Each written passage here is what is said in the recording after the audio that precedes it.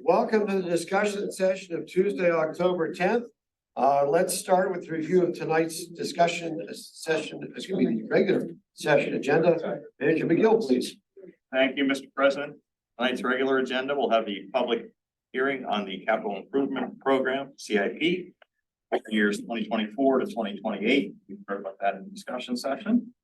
We'll have the consideration for the appointment of independent auditors for the annual year-end audit. And we'll have consideration of commencement of pension benefits for several retired employees. Alrighty, next comprehensive plan final draft. Ian McBean and Jim Easton, welcome. Thank you, commissioners, for having us once again. This has been a long process to get to this point. We started back in June of last year when we kicked off, and we are on target and on schedule to have the final adoption of the plan by December of this year. So there is Jenny will talk on this a bit later, but there is a mandatory 45-day public comment review period for any comprehensive plan. So we wanted to get the draft recommendations in front of the commission for initial discussion and feedback before that public comment period commences at the end of this month, in case there was anything that the commission wanted to see tweaked or amended before we put it out for public comment and review. And this has been vetted through several focus groups, municipal staff, various boards, authorities, things like that. So a lot of eyes have been on this already, and it will also go to the planning board next week for their final blessing before the public comment review begins as well. So with that, I will turn it over to Jenny Easton from Patrick NTR, who has been our project manager and guided us through the process. Thanks, Dan. Hi, everybody. It's nice to see you all again. And I'm grateful for your time this evening. I think we also have my colleague Elaine Kramer on Zoom. She's in Vermont, but wouldn't miss this. We're excited to re-engage you as we continue workshopping draft recommendations for the comprehensive plan, for which the finish line is finally approaching. I understand Ian has distributed a full copy of the draft recommendations as they are. So we're looking forward to hearing your thoughts on how those have come together and your suggestions for how we can improve them. Our goal is to make this plan inspirationally audacious, yet firmly rooted in the realities of implementation. We want to create a plan that will efficiently and effectively address what we've learned through this process is important to people for this community during the next decade. In terms of format for the time we have, I'll provide some brief context on how we got to this stage of the project, how these recommendations have developed.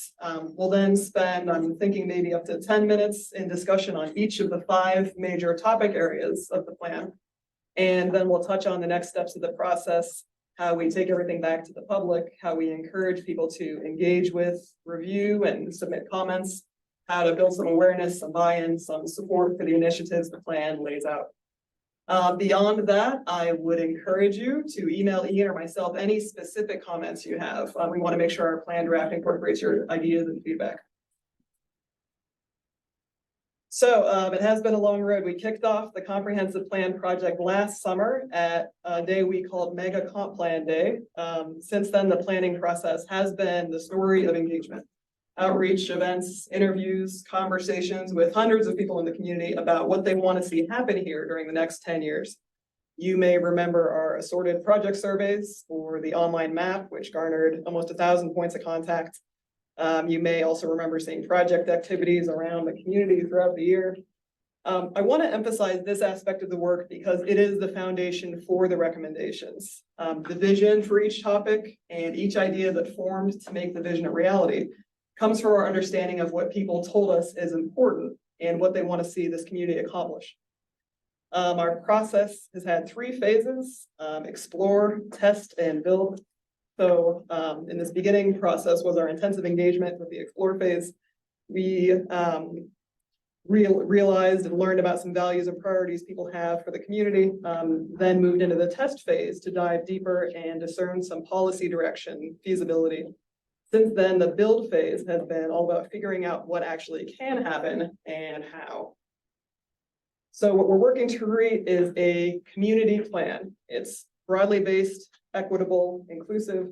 It is not the Patrick MTR plan for this community. It is not Ian McBean's plan for this community, as he's quite fond of saying. It's not a plan we or staff devised for what professional planning practice tells us should have in here. It's not the plan of any individual appointed board, not specifically the plan of any of the focus groups we've convened along the way. It's a plan that reflects, by and large, a path forward for Mount Lebanon based on the values and the priorities that became clear during the year plus we've been hearing from people. It is truly the community plan. Yeah, so that's the goal. So as you can see here on this slide, we have opportunities to take our ideas back out to the public as they started to take shape, and our stakeholders. And we continue to workshop the feedback, work it back into the developing plan draft. The recommendations we have to discuss with you this evening reflect everything we've heard so far. As you can imagine, there's maybe not complete consensus on every suggestion, but through continued discussion, our goal is to get as close as we can to a plan that everybody in this community can be really proud of. As you may remember, the comp plan is structured to align with the reconfiguration of the appointed boards. Accordingly, our major topic areas are engagement, resiliency, mobility, parks and rec, and financial management. As Ian mentioned, we've had a lot of people involved along the way. We had a liaisons group with appointees from various boards. Community partner agencies helped guide the process. We've had 3 rounds of topic-specific focus groups for the engagement, resiliency, and mobility topics. For Parks and Recreation, we're building upon the recently adopted Parks and Rec plan, and we've distributed the draft recommendations to Parks Advisory Board, Sports Advisory Board, and the Conservancy. We've received some really insightful comments so far, and we'll continue to listen and incorporate those suggestions. So without further ado, topic 1 of 5 is community engagement. This topic is about the way local government interfaces with community members, how local government creates a platform for community. We're talking about communication, about the different ways in which groups and people interact with local government and with one another, and about strong, effective partnerships.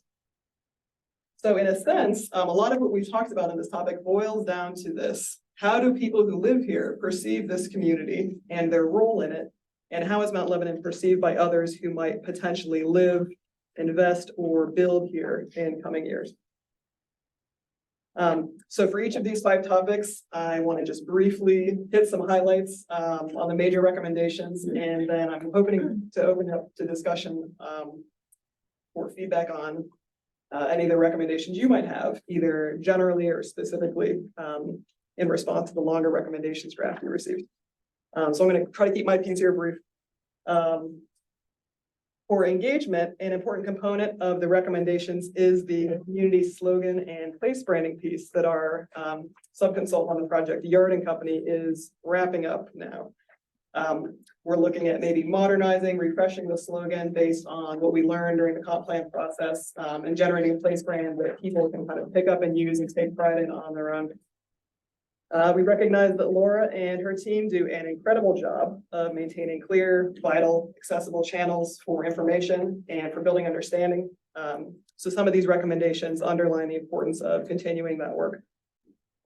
We also suggest some ideas for building upon that work, ways of illustrating and breaking down processes, rules and procedures, ways that people can involve themselves in local governance now that there will be fewer appointed board positions. We recognize the important hard work that the DEI groups completed and the need to incorporate it in municipal policy and operations moving forward. Making the community increasingly more welcoming and inclusive was a theme we heard over and over again. That's an important part of this chapter and recommendations. We also suggest taking a look at modernizing the way this building and other municipal facilities create interface, both for people who work here every day and for residents who visit to access information and services. And on a point related to community identity and branding, we recognize the importance of messaging to attract new residents, investments, and have a few ideas for telling the Mount Lebanon story. So those are kind of the broad brush recommendations. Did anything jump out at you? Any initial responses?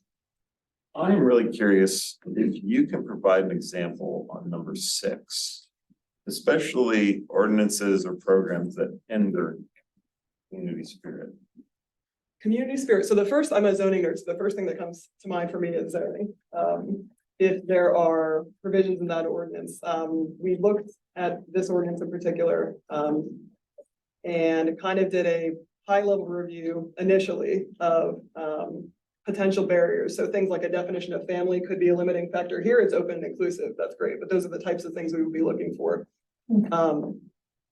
Things that might limit an individual's choice or the way they can participate in the community.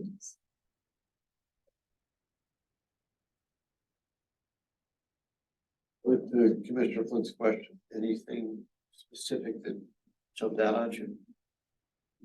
We haven't conducted a full review of these ordinances and policies. Okay.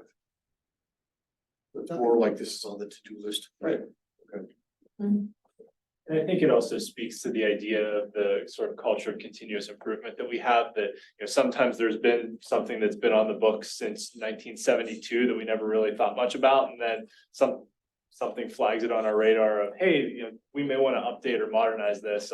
Even, take the sidewalk policy that we just updated, right? That was initially passed in 2013. It had been used once successfully. And we took a look at that again just recently, and 10 years later, updated that one. So I think it speaks to that idea of, not just resting on our laurels of everything we have is great, but continuing a review of what we have on the books just to make sure everything that we have speaks to what we want to be. Well, and yeah, and some municipalities that I work with will have, a policy review committee. Right, that are tasked with reviewing everything on a regular, semi-scheduled basis. Like advisory board type committee, presidents? Well, it could be a mix, right? I mean, I've seen them different ways. Right, and that, I think that it's a big lift, right? Yeah. I think that it's like, that's why I think it called, that's why it's like, oh, well, can you give me examples? Because there's a whole body of policy and ordinances that are out there. And to a certain extent, for me, what that's saying is you need people to kind of have a process in place to review these things periodically. When I write policies for other municipalities, it always says at the bottom, this will be reviewed by such and such date, right? And refreshed or approved for continuing use.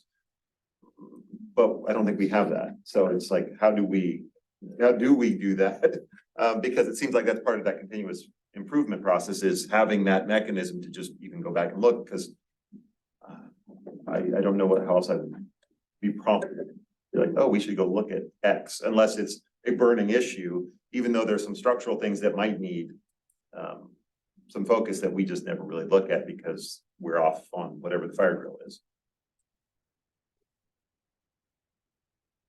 Just an idea. Yeah. Got it. Yeah. Stick it out there. Some kind of process. I had a question about the quality of life satisfaction surveys. Have you seen those done in other municipalities? Okay, our DEI working groups, our advisory groups had a recommendation to do a DEI specific community-wide survey every 2 years to see how people feel, if they feel welcome and included here from all different groups. And I wonder if that could be incorporated in that same survey. Yeah, I think so. So we had talked in our focus group about linking up with kind of national benchmark questions, but I don't see a reason why you couldn't also include kind of locally calibrated questions to do that research. Awesome. So you have surveys already, like examples? There is like a national benchmark survey that I would imagine you could modify. I think ICMA has. There is one. There are companies out there. I've actually done a few demos on them. I'm trying to think. There's been a handful that I've looked at.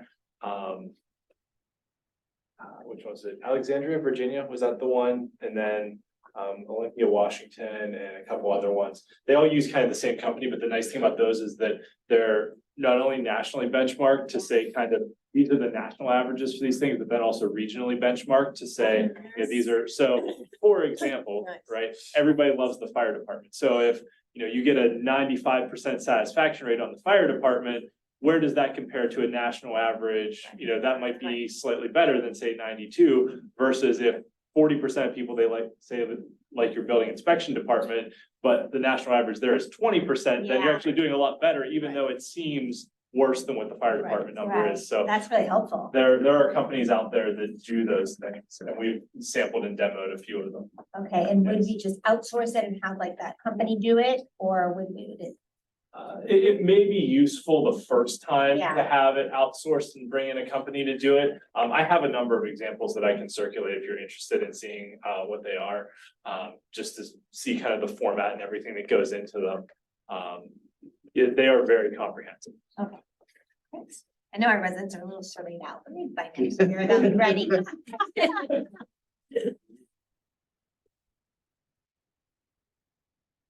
Let's go to the questions. I'm good with that page, yeah. Yep, okay, sure. Oh wow, I had a whole other page. Surprised yourself. Yeah, goodness. Well, it kind of tracks along the same lines where we're kind of building upon the good work that's happening in communications, looking for opportunities to help people feel more engaged and welcome in the community.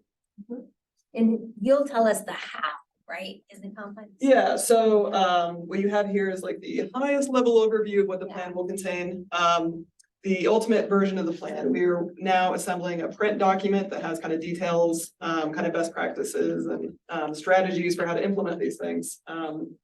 To get us through the approvals process to comply with the municipality's planning code, and then ultimately the plan will live online, kind of embedded in the municipal website interactively, so people can check up on how it's being implemented. Nice. Which is to say, yes, there will be more stuff. in the Lots plan. more details. Yes. Because it all sounds good, but I'm like, what do you need? Well, yeah, How but are you gonna how, do that? who, and yes. Yeah, Yeah, another aspect of this that we're working on now is kind of the metrics, the performance standards, so the community can look back in future years and determine whether or not the implementation of the goals has been effective. So this is a fairly expansive topic area. Resiliency, when we talk about this topic, we're talking about historic preservation, about economic development, about zoning, about the way we use and preserve landed resources, about climate response, about ecology. We are concerned with sustainability of all kinds. So this topic combines economic development and sustainability. This section of the plan has kind of 4 subparts: land use and development, business districts, local ecology, and sustainable practices. So first, we recognize the significant opportunity the municipality has in site control of South Garage, a structure that is aging and will require some kind of intervention, certainly within the next 10 years.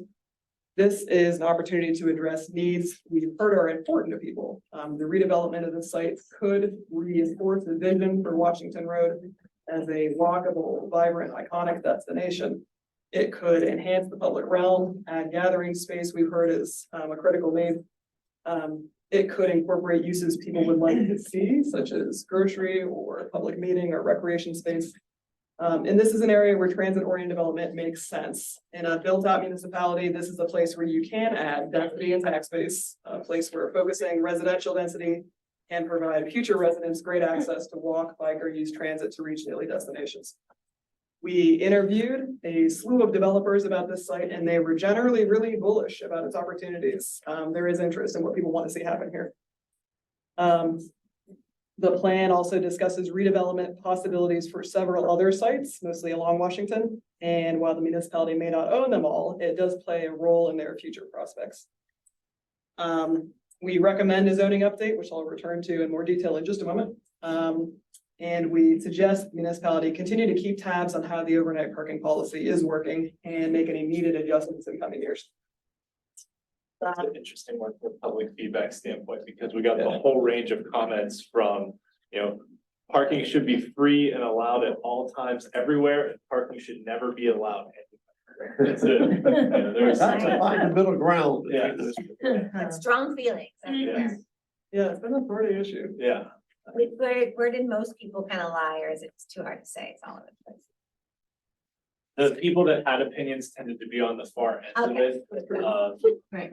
But I think generally speaking, one of the things that we've come to realize is that especially in Uptown, there is plenty of capacity that currently exists. Speaking of the South Garage site, there's about 300 spaces there. Generally speaking, at a given time when we've looked at it, it's about 50% full, give or take. So there is, I mean, obviously, the commission is aware of the structural study that was done on that garage. It's gonna need rebuilt. And the plan also coming out of the comp plan, not to steal too much of Jenny's thunder, is to do a feasibility study on a, reconstruction of the garage and take a look at what we can do next there. But there definitely is capacity within the existing footprint that we own, to add more development to that site, and we wouldn't have to construct a lot more parking. I mean, maybe expand it out over the municipal lot, but we wouldn't have to like buy up a bunch of other parcels to convert into parking. We have space to do it in what we own right now. Right. So that ends up being a great segue. We think there is, or at least should be, a significant nexus between the community identity of Mount Lebanon as it's developing, its strengths, its values, and the way that redevelopment takes shape, especially regarding the public realm. So on this and a few following slides, I'll show you some ideas we're kicking around for key redevelopment opportunities. Yard and Company led development of a series of concepts for each site, updated to reflect current conditions, current kind of market pressures, and the values and priorities that have emerged during the planning process. In each of these, they've applied a framework called Personality of Place. That's that POP score you see there, that considers design, form, experience, and management, based on some feedback from our focus groups. So we've envisioned a few viable possibilities for each site, various combinations of public amenities, uses that interface with the public realm, and massing. All are supported by the market insight we received from the developer interviews, in line with what those folks concluded the demand could support. So this is South Garage here. Certainly, this would be something that municipality would workshop with a developer, based on what the developer feels is feasible, et cetera. But we wanted to lay out some possibilities to get people thinking about what could exist at the site, what the municipality's priorities might have in mind. So this is the Bower Hill, Washington corner. This site, of course, has especially important gateway potential. Go back to the last slide. Yes. So option one and option 1, 2, and 3. Mhm. Option 1, what's the blue?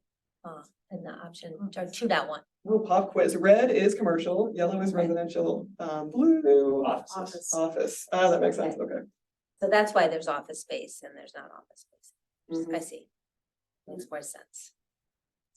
Is there any kind of trend for parking garages that, was talked about, maybe people are gonna be driving less, that municipalities tend to build garages with fewer spaces? Or is that not? We're not far enough along that curve yet. I think that's something that we want to look at with the feasibility study, not only what spaces are offered, but what types of amenities are offered in the garage, that it's not all just, head-in parking. Is there, bays of vehicle charging stations? Is there space for bike parking? Are there bike lockers? Are there EV bike parking? All those other kinds of, how do you accommodate self-driving cars or self-parking cars and things like that? Because, nowadays, some places they're even building highly expensive but highly technological garages that basically, have conveyor systems within them that just take the cars and move them themselves. And you kind of just, it's almost like an automated valet that, it's almost like a vending machine for cars. They crush it, then they get you a new one. Yes. Can you go one slide before? Yes. And so on that topic, the Washington Elementary School and then Mellon, as we all know, the teachers and the employees at those schools don't have enough parking right now. So they're currently parking on their field, which I've gotten a lot of resident feedback that they like access to that field. It tears it up. It's not very usable. So just Why a don't they use consideration. the south garage? I'm sorry. Expensive. Oh, come on, give me a They're break. teachers Yeah. and Lebanon. aides that are making $12 an hour. Just to let you know, they do, and it's a half off. It's only $45 a month. Love it. Yeah, Thank I used to you. pay Over $1 a day. $200 a month down. 45 a month. Awesome. So some employees are using it right now. 8 to 9 that use it annually, and they're the same ones that have used it for years. Awesome. More of the walkability to get back to school. Right? It's not the fact that we don't have parking. Right. They want to park right next to the school. They want a safe way to cross. This is I'm the sure. constant argument of I wanna park where I wanna park, Yes, it's correct. not that there's not parking. That's correct. It's, bogus, learn to walk. Can I ask a question on the pop scores? What's the scale? Is it out of 5? It is out of 5. Just wasn't sure. Yeah, I can forward, we have more details about how each of these sites earned those scores. Oh, that's okay. I just didn't know what the scale was. It's. Yeah. Well, and then on the next slide, Mhm. and I'm guessing that this is just a visual conceptualization of sizing. Yeah, massing, thank you, that's the word.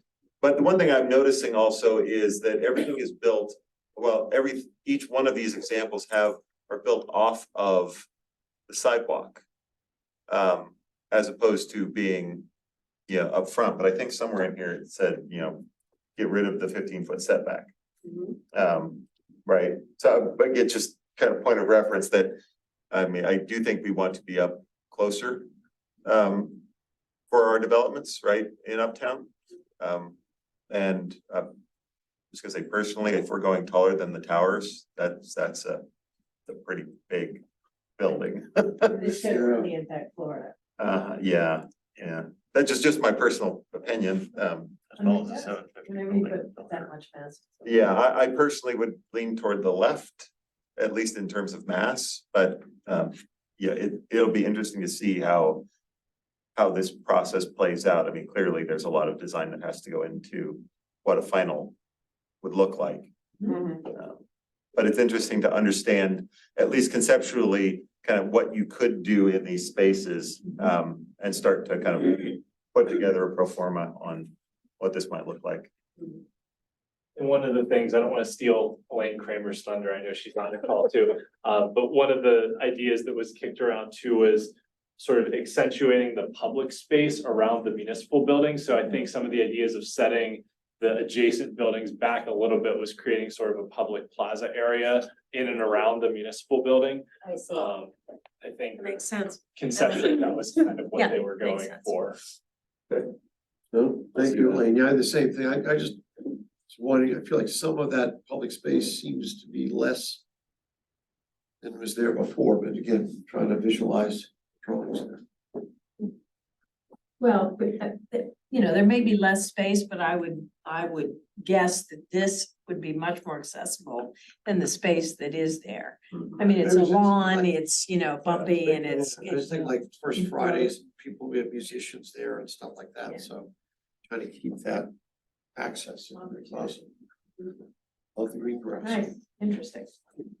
Got A about, lot of the developers had a lot of interesting ideas or possibilities or things that we should consider in the design of the site. But one thing that stuck with me, a developer emphasized that this sort of redevelopment of the site has the potential to kind of set the standard for the next era of this corridor. And define what the municipality finds to be acceptable visually and what will be in line with the new uptown design standards. So it's a huge opportunity to do something really well.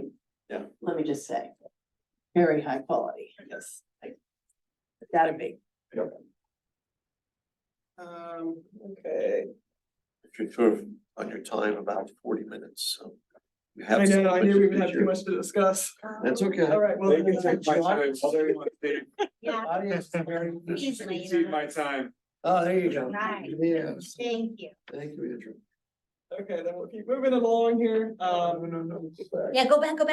Howard Hill, come on. We wanna see that. Oh, yeah.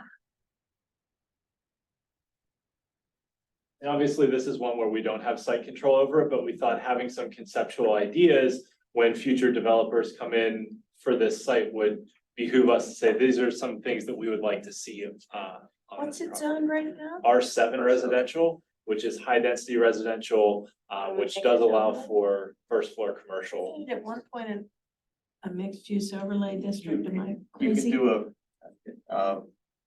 a PMXD. Okay, yeah, because at So one point, it is included in a larger overlay zone. Okay, So there are some other options.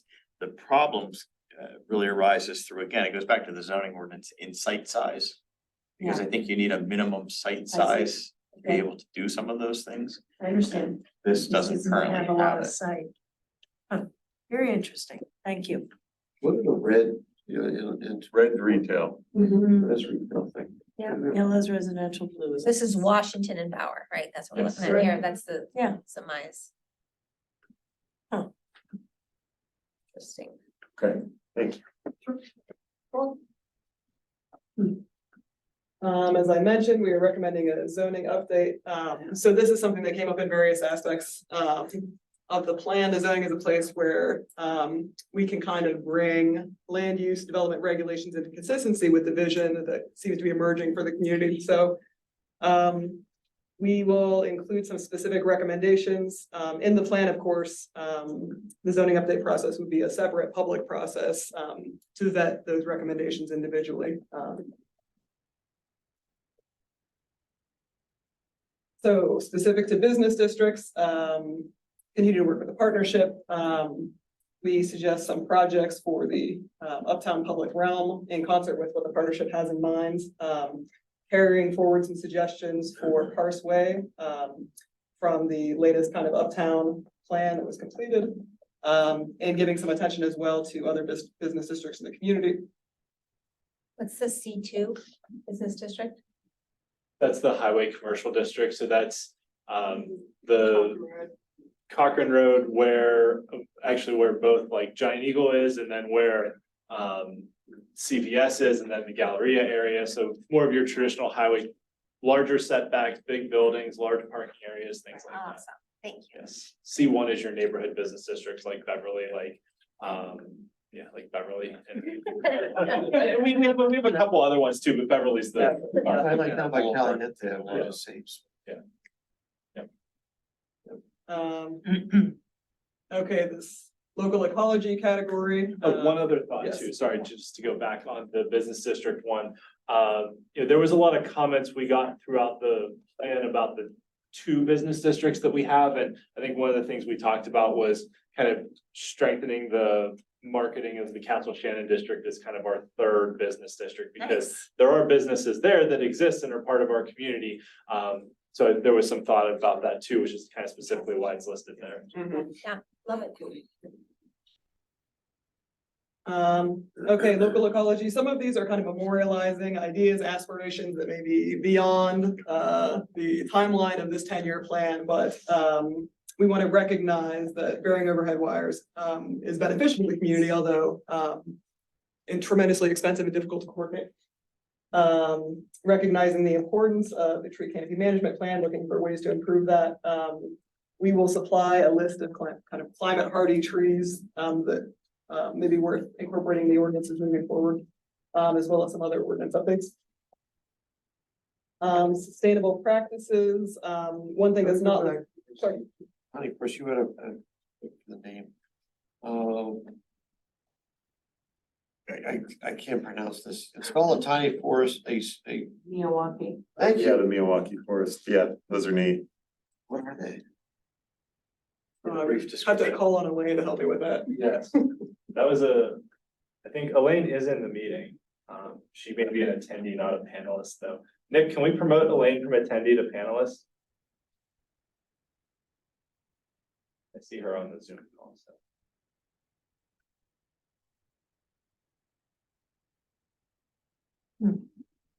While you're doing that, I can ask a question, a small question.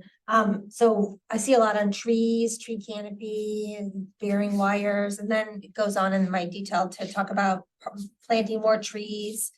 Working with elementary schools, this increases shade, capturing stormwater. We add a way to, as we're quantifying the value of a tree, can we get to a point where we can charge, I'm asking everyone, charge utility companies for removing a tree that we deem, a certain size and is now sucking up all of our stormwater? 'Cause there is a cost there.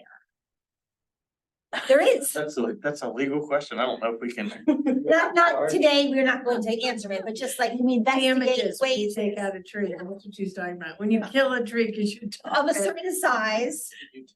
Yeah, utility. In the right of way. In the right of way. I'm serious. No, we'll never get away with that. I think so. We try. Utilities, have the right under state law to use the right of way. But they should pay for it though, if they're taking out an asset. They can use it for free. If they can't tear up our road without fixing our road. That's destroying, public property, but those trees conflict with their lawn. I mean, it's also providing stormwater infrastructure. That's So our, maybe she should be a lawyer. Sounds like you already put out state law. anyway, we won't come to it today. I just wanted to put a little like, Yeah, no, note on it. Good question. It's a hard one. It is. Okay, well, I'm thinking, maybe I'll keep moving if we get back to Elaine. Elaine is here. She's back. She's back. So if she unmutes herself, she should be able to talk now, I think. A Miyawaki forest is a tiny forest. It needs to be the minimum size of a tennis court. And trees are planted intensely, about 5 feet apart, 10 feet apart. So you fit as many trees as you can into a small space, and they work to compete against each other. It originated, as you might guess from the name, in Japan, and it has now been adopted widely in, I can't remember if it's Netherlands or Belgium, one of those. And England is also starting to do it more. But other countries have done it more than we have in the States. What's the benefit of it?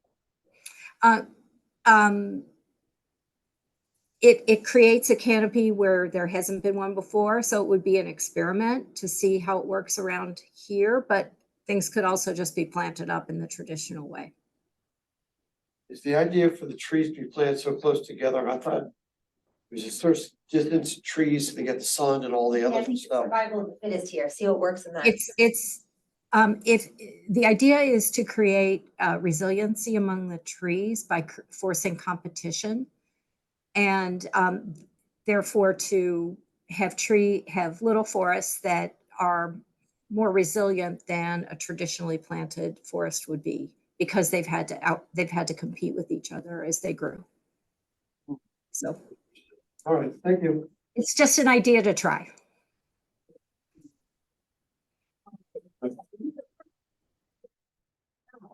I say you're going for more flies, but. Yeah, one of those, I don't know. Well, the forest is marching, or you get me started on that. Okay, let's move on before I spend 40 minutes on that. I wouldn't mind.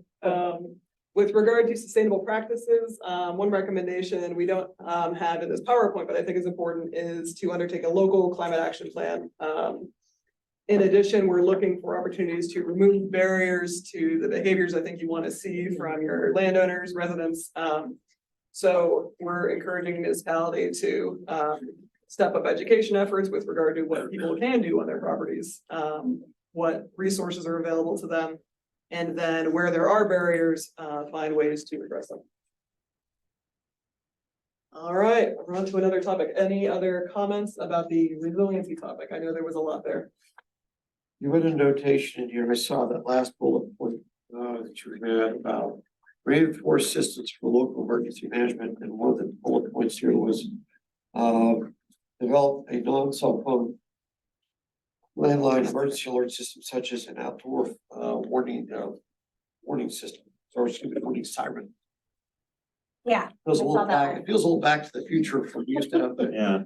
the warning siren on house, school, and.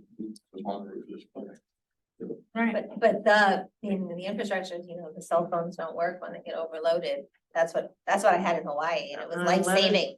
Tsunami hit, siren went off, everybody knows no matter what you're doing, 2 AM, you hear it. You don't have to have your phone. I was always a big proponent of putting the sirens back in, but it's been a few times to do that. I agree. The backstory. All right, mobility and access. This topic recognizes the importance of walkability to this community. This was something we heard loud and clear from everybody who participated in this process. Our focus group helped develop this vision statement, which reflects an intention to elevate the priority of pedestrians and cyclists in the way the community makes future public realm improvements. So continuing to build out a multimodal network that works for everybody regardless of mode, age, or ability. So here, very briefly, I'm gonna fly. We are looking for ways to formalize policy and procedure to bring everything into alignment with the Complete Streets policy. We suggest this include updates to the subdivision and land development ordinance, the word saddle you see there. Redefining the types of streets that can be built in the community, how they can be incorporated, what options developers have. And instead of traffic studies, we require a multimodal impact study that would consider additional modes. Additionally, we're recommending an active transportation plan, potentially in partnership with neighboring communities, to dive a little bit deeper into some specific recommendations regarding routes and destinations, and the feasibility of what treatments might make sense to improve conditions. The plan recognizes the new sidewalk policy, fantastic, and has some suggestions for further integrating that in operations. The school district has been a great partner in the planning process so far, and the new superintendent has expressed a really great interest in working with municipality on safe routes to school. So there's a lot of opportunity there. I think it's exciting. Bring the check. Sorry. We are. Commissioners are not allowed to hit each other. We'll have to- At least she's not admitting to crime. It's all one pocketbook. Right. We have some ideas for Washington Road. Of course, we think there's an opportunity here where there may not have been 10 years ago to make some inroads, unintended, with PennDOT on how this road functions and how the cartway is laid out. I saw right sizing it there. Perhaps. We showed different cross sections of different iterations of a future Washington Road to people at the Uptown Unveiled events. And some of the other configurations were quite popular, so there's some energy for this discussion, I think. And we're hoping to get some renderings of what we would like Washington Road to look like in the future, of some different options.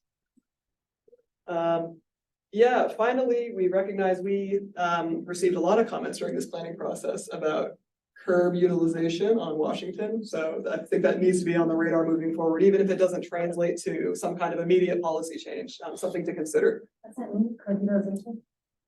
Meaning that we're hearing a lot of complaints about people idling in a travel lane while they're running inside to pick up a takeout order. Yeah, people go wild about that. Yes, Get people are lots upset of about that. complaints about that. Double parking. Yeah, it's a double parking rather than curb utilization. Thank you. Yes, thank you. That's much, yeah. that's succinct. But that's the issue that I think you still need to be thinking about. I think that's it. Yes, any comments on this section? You said, I forgive me for not going, have made it through all of this. So there's a specific notation here about plans for Washington Road. Yeah. Is that a couple of pages we had gotten to yet? Well, it's renderings. I mean, rendering, you know, when you try to explain to people how something can function, most people can't visualize that in their head. And so you provide pictures, you know, people can look at that and say, boy, I really like that. And then you can explain what we want to do and that would make it result in what you like that. Does that explain fairly? It does, yeah. Cool. Thank you.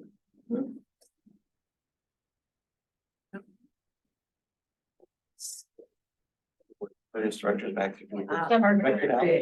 Okay. Thank you. Yeah, okay, there we go. Yeah. Parks and Rec. Arts and Rec. Park and Rec, this topic started with the 2022 master plan recommendation, so we are not redoing that work.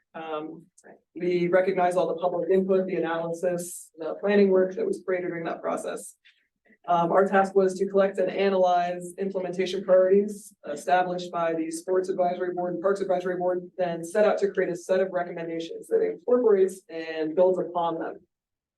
In particular, we looked for opportunities for adding routes or assets with universal accessibility throughout the community, including the parks. So within this chapter, we have 5 categories. Connectivity, programming, facilities, nature parks, and partnerships.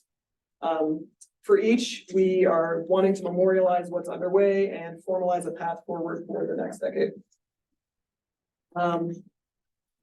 So in regard to connectivity, we think this is a factor for the active transportation plan, something it should consider.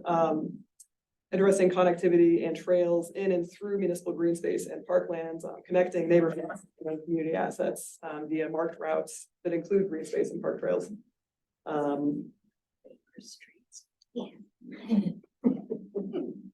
Saying that for years. I know diversified programmatic offerings sound vague, but our recommendations have a lot of specific ideas underneath that They category. do. They're very good.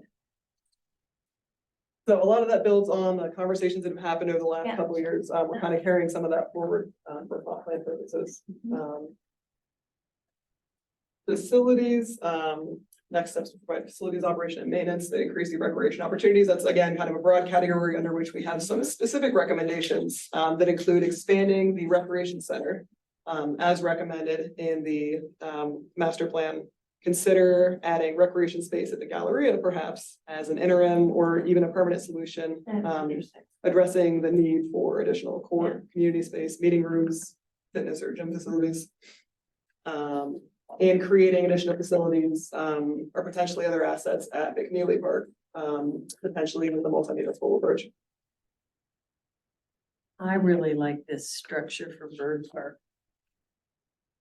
This one right there. Oh, yeah, Accessible that's- one. Uh-huh. This is just great. I mean, you know, we have an aging population and I want to tell you what, going down to that field in Bird Park to watch my grandchildren play is heart attack provoking. Because whatever. Anyway, so this is terrific.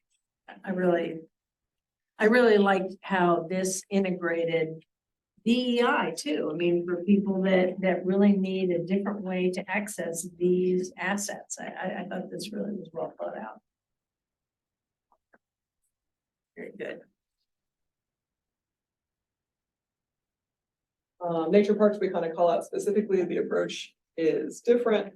Thinking about a trail development plan, how we facilitate access and interaction between people in these kind of more natural green spaces.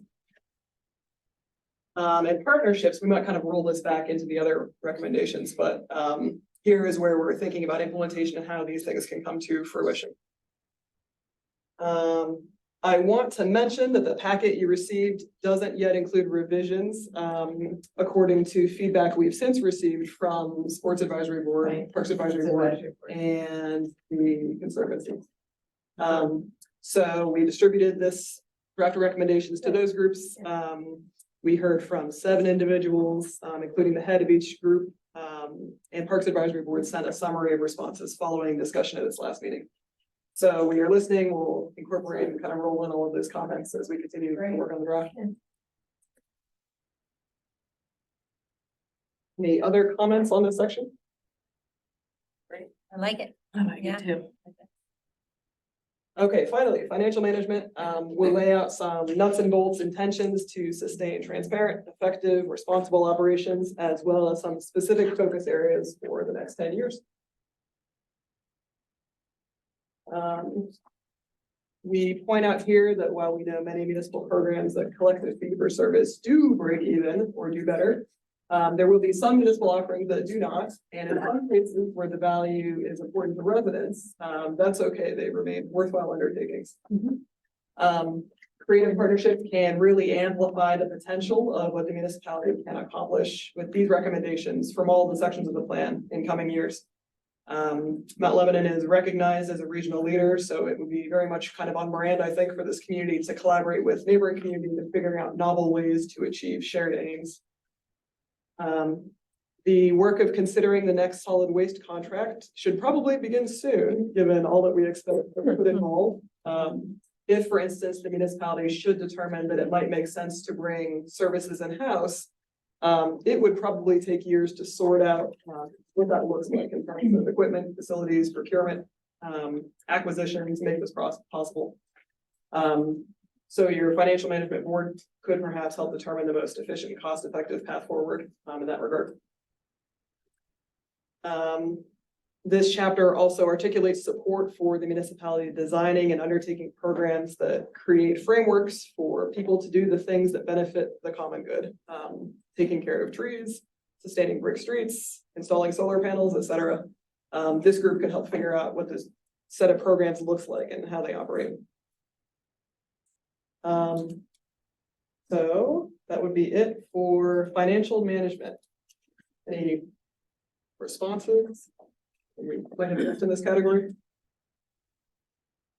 The only thing I would add is on the climate resolution, we did talk, or in there, we included the carbon-based pricing. That's a whole challenge that maybe doesn't rise to this level, but probably does need to go into this board's considerations in the future as to how we think about that.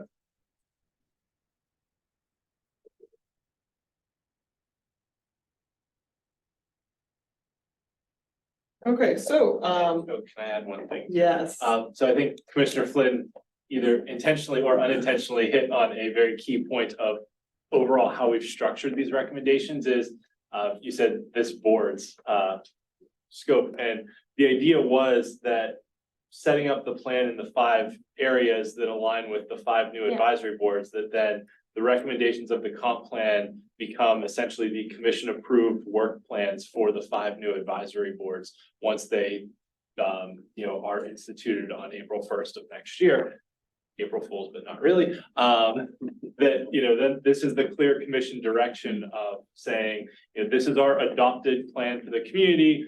We are turning each section over to the respective boards. If there's areas of collaboration, they have the ability to form, ad hoc subcommittees with members of Sure. multiple boards on them. But the idea is then that the future boards have a structure of items to start working on and start prioritizing to then bring to the commission as part of capital improvement plans, as part of budgets, whatever else. But we're not then throwing our new board in off the deep end and saying, make up your own work plan. We're saying, here is our adopted community comprehensive plan that specifically details the things we want your boards to work on. Just appropriate. So that was one of the driving intents behind all of this. Any other questions, comments? In general, I would say that it's very audacious, a lot of big, Yeah, big, yeah, big yeah. goals, very comprehensive, and fun and very detailed, and I love it. It's a lot, it's gonna, we're biting off more than we can chew, but I think that's okay. We'll prioritize as we go along and we'll figure it out. I want to see, the full suite of recommendations that came out from all the research focus groups. Just have to go win the Powerball so we can pay for it. Yep, so just briefly, in terms of timeline, we are targeting a public hearing and adoption in December. So between now and then, we're gonna be focused on getting the plan draft out in front of everybody we can, public stakeholders, et cetera. So over there on the what's next, you can kind of see how that plays out. We're currently wrapping up a draft and layout for staff review. At the end of the month, we kind of formally launch our public and agency review process, 45 days. So we will work with Laura and her team to get the word out about that, make sure everybody's aware. We will update ascendlebo.com, our plan website, so that people can interact with and provide comments on the draft recommendations and the draft plan. We also send a copy of the plan to the school district, to the county and neighboring municipalities and solicit comment. But really, we want to hear from residents. We want to make sure we've gotten it right. We've captured the vision, we're articulating for the community, and that these action steps are things they support and can get behind. Ultimately, if the plan is well supported, it becomes kind of a mandate for the recommendations it contains, which makes your jobs easier. So that's the goal.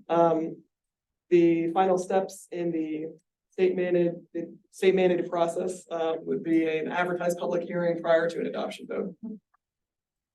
Can I assume that somebody's already done a high level overview of consistency with Allegheny County's comprehensive plan?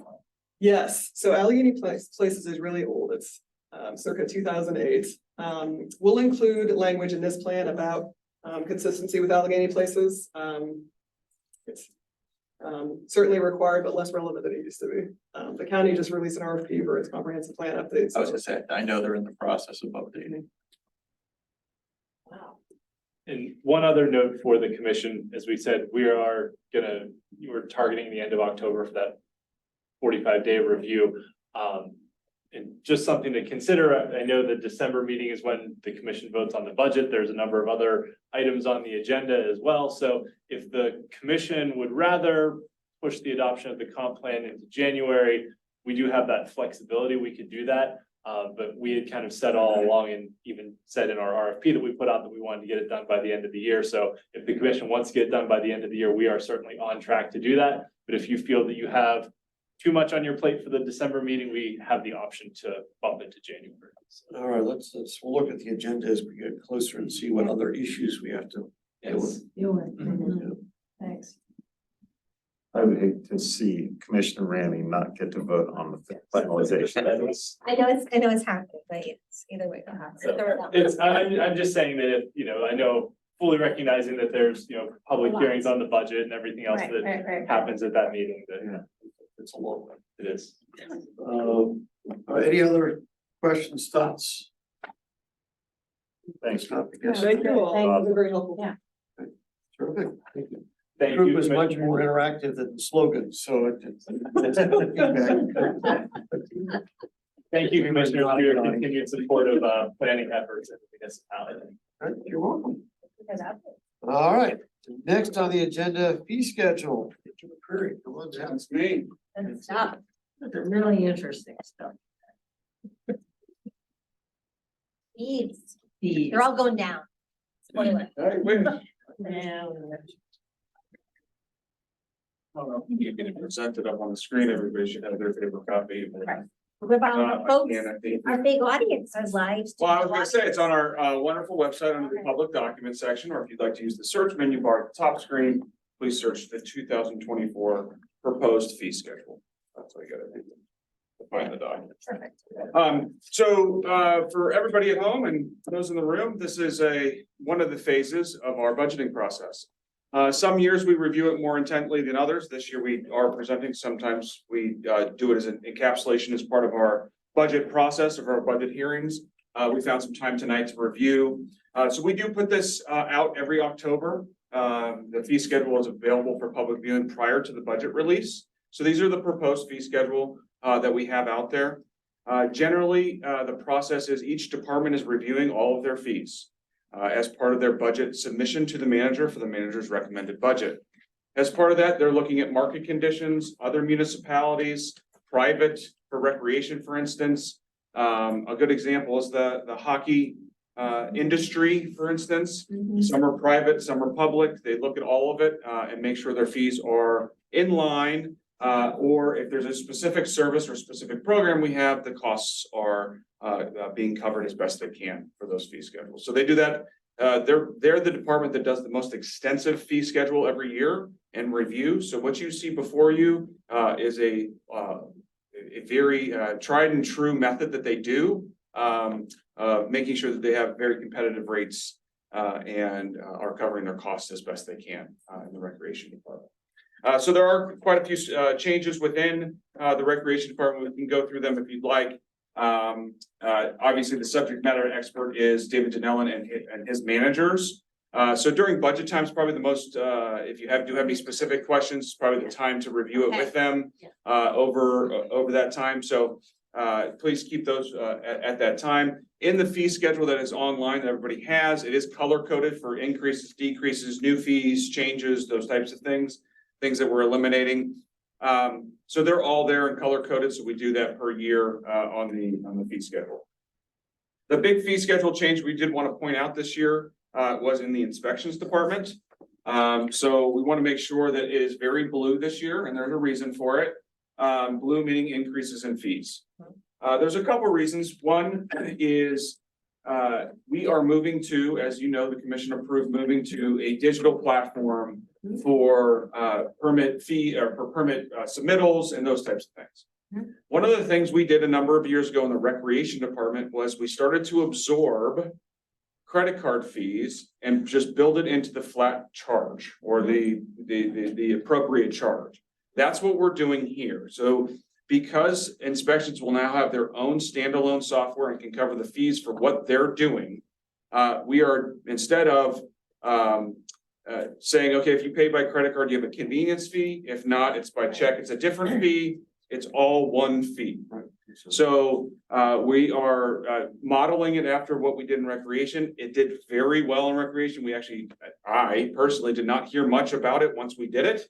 They appropriately changed the fees to cover those that are most used by credit card. So that's first and foremost. Second of all, I mentioned it briefly, was they have a dedicated software, so it's one-to-one. So it won't be anybody else, it's just theirs. There's a way to specifically carve out their merchant to be able to do it. The third reason is accessibility. So one of the things that we're encouraging is digital submission. Well, we don't want the payment process to delay the digital submission. So if it's 8 o'clock at night and you're a resident trying to submit a application for something and the payment screen comes up, you don't have a decision point.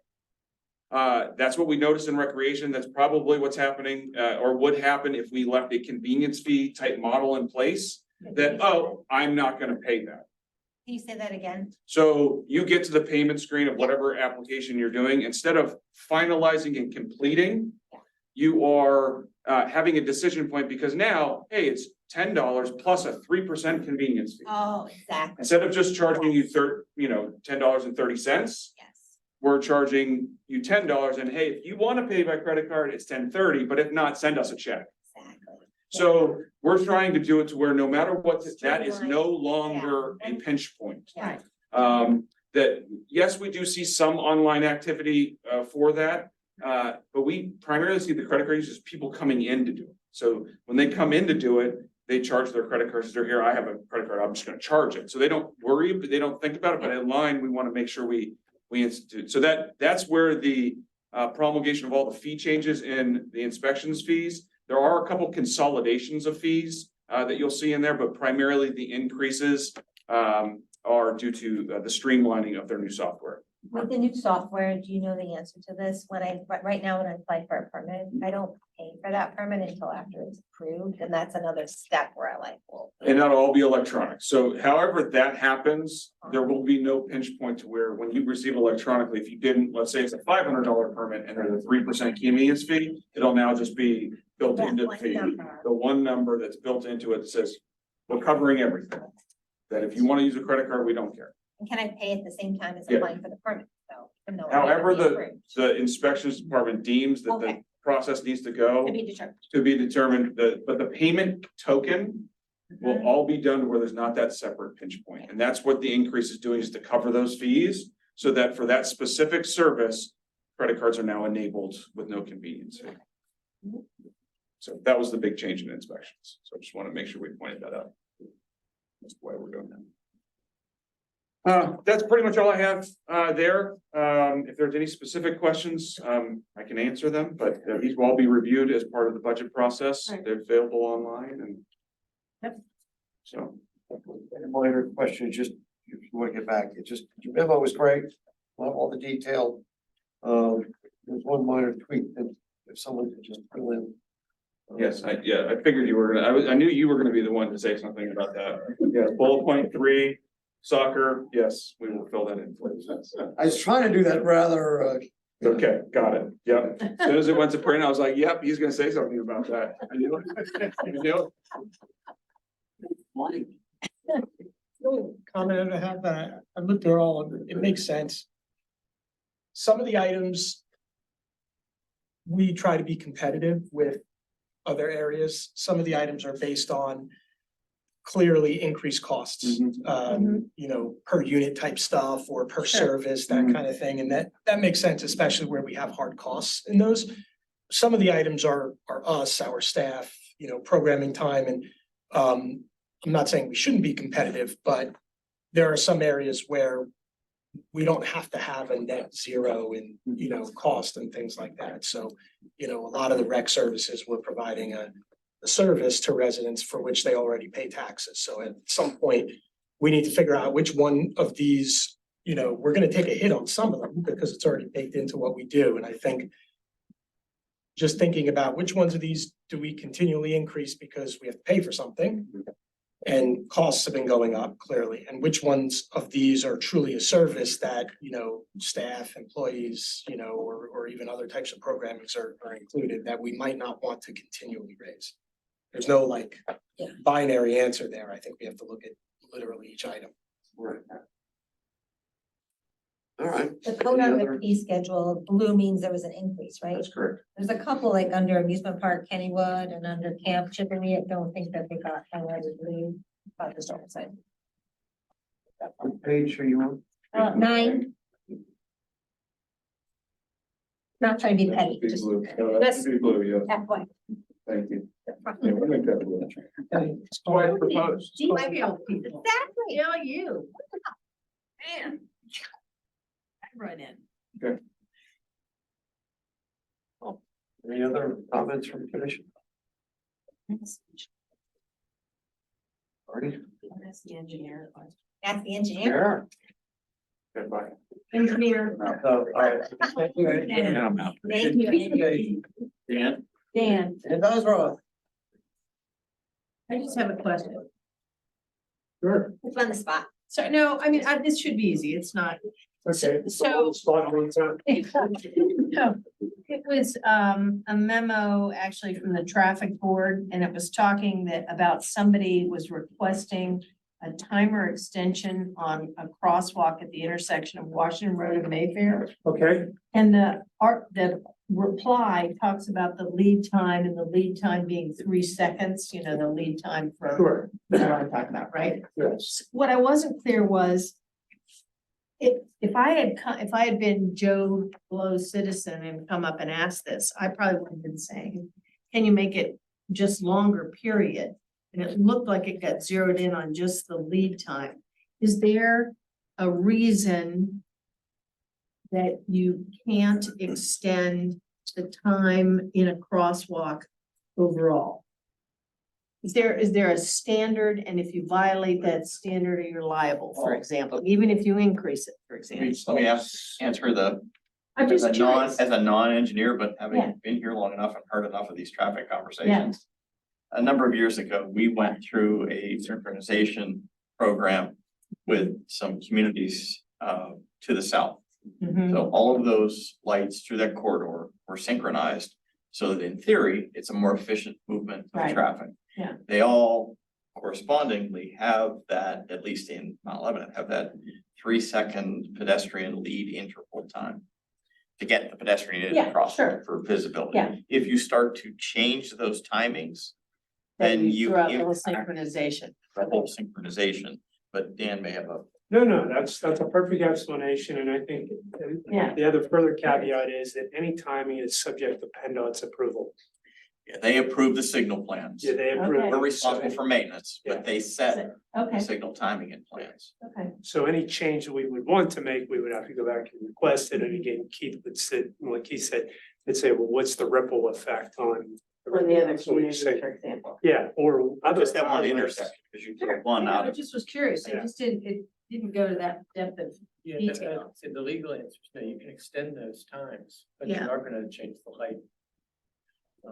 The timing of when they change. right, sure. Okay, Even like you said, 2 seconds Yeah, on a light changes it. over a month is gonna be significant. okay. Any other Hey. questions? No, I just was confused by the answer, Sure. and the details. All righty. How about boards and authorities? Anybody have any updates? Good. Any? Martha, can you think of anything that would? Well, let's see, we are due to finalize budgeting. Next, in October.